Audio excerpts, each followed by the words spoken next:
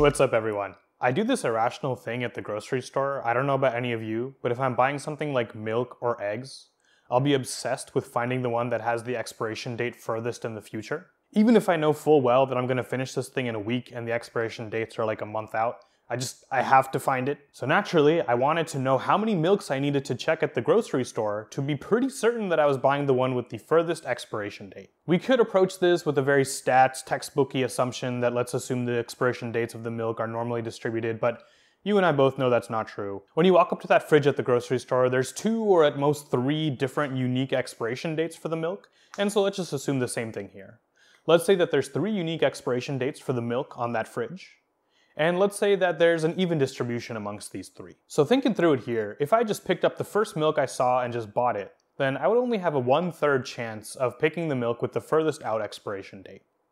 Doesn't seem that great. What if I compared 2 milks instead? So I looked at one, looked at the other, whichever one had the furthest expiration date, that's the one I'm gonna buy. What's the probability now that we would have bought the one with the absolute furthest expiration date? Well, that would be 1 minus the probability that neither of the milks that we checked had the furthest expiration date. And that would be 1 minus 2/3 times 2/3, which would be 1 minus 4/9 or 5/9. Definitely doing better. And we found the pattern. So if we check n milks, look at the expiration dates for n different milks, and then buy the one that has the best expiration date, what's the probability that we would have bought the milk that had the absolute best expiration date out of the 3 possible candidates? Well, it's going to be 1 minus 2/3 times 2/3 times 2/3, and there's going to be n of these 2/3, so it's going to be 1 minus 2/3 to the power of n. And if we set this equation equal to 95%, which says that I want at least a 95% chance that the milk I'm buying has the absolute best expiration date, then we find that you need to check about 7 milks at the grocery store. By the way, if there's only 2 unique expiration dates, then you only have to check 4 milks at the grocery store. And so we could be done here, but this channel is called Rhythmic Math. We didn't come here for a quick geometric series lesson after all. So let's make this a little bit more interesting. What is missing in this story? Well, when you go up to the fridge and look for milks, if you look at one milk and the milk that's directly adjacent to it, they're probably going to have the same expiration date. They batch these together based on when they come in. And so let's have our model do the same thing by using a spatial graph theory probability model instead. So we're going to assume that the milks in the fridge are organized in an array of milks that is 5 milks wide by 3 milks deep. And we're going to say that the probability that 2 milks right next to each other would share the same expiration date is, let's say, 75%. And so there's a 25% chance that they would not share the same expiration date. Let's just say that there's 2 unique expiration dates here, and we're going to run millions and millions of Monte Carlo simulations of populating this 5 by 3 array of milks.